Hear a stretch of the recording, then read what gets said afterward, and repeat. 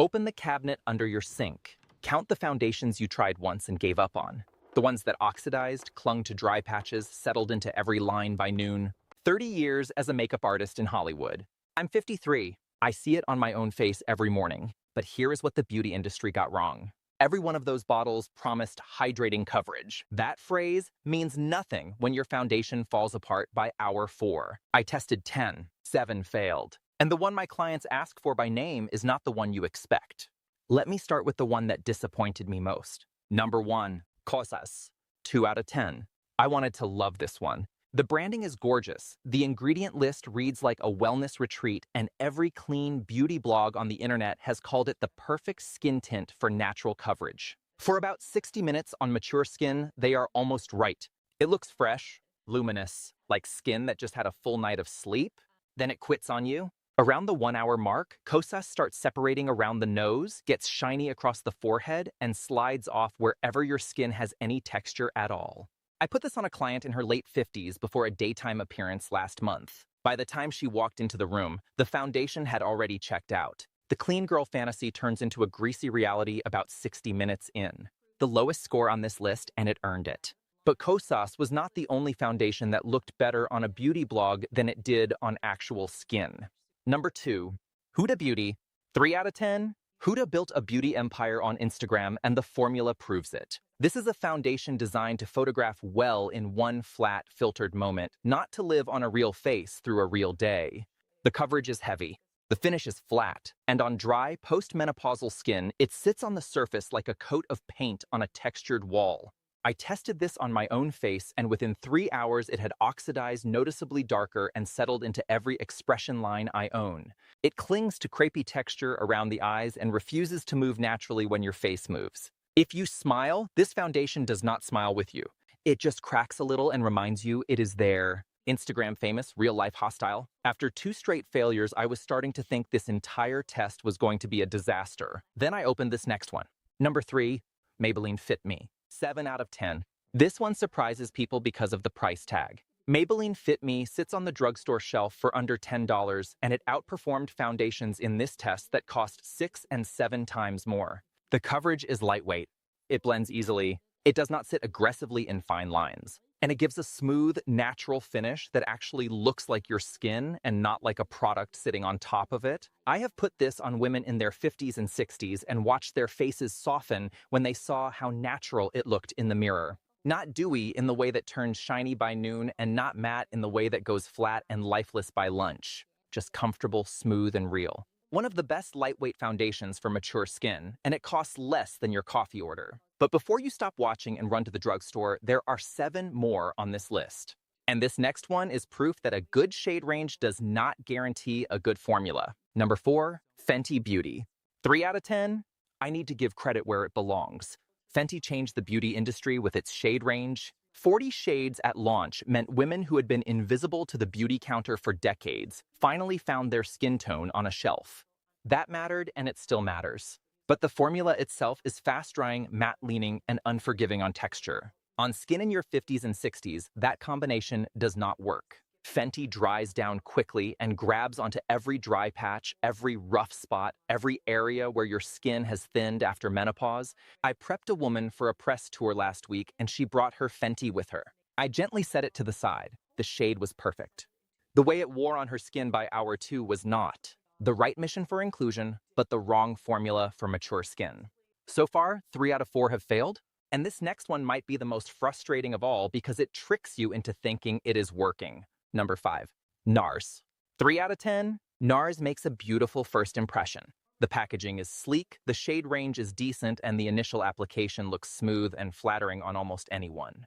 For about 2 hours, then mature skin tells you the truth. On faces over 50, NARS settles fast. It finds every fine line and sits in them like it was looking for them. Around the nose, around the mouth, especially in the marionette lines where depth is already visible. I had a client in her early 60s with gorgeous bone structure and a beautiful complexion for her age. She had been wearing NARS for years and could not understand why her makeup looked heavy by afternoon. The foundation was crawling into her lines and making them look deeper than they actually were. We swapped it out, and she looked 5 years younger by doing less, not more. Coverage is nice at first, but on mature skin it turns on you. 5 foundations in, and only one has been worth your money. If you are still here, you already know more about how foundation wears on mature skin than most beauty influencers will ever tell you.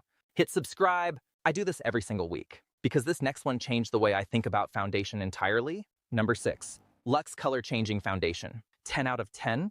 This is the one my clients ask for by name before they even sit down in my chair. Luxe uses color-changing technology that adapts to your actual skin tone as it warms against your face. That means you are not standing at the beauty counter trying to choose between 3 shades that all look wrong under fluorescent lights. The formula reads your undertone and adjusts. I have watched it happen in real time on probably 50 different faces at this point, and it still catches me off guard.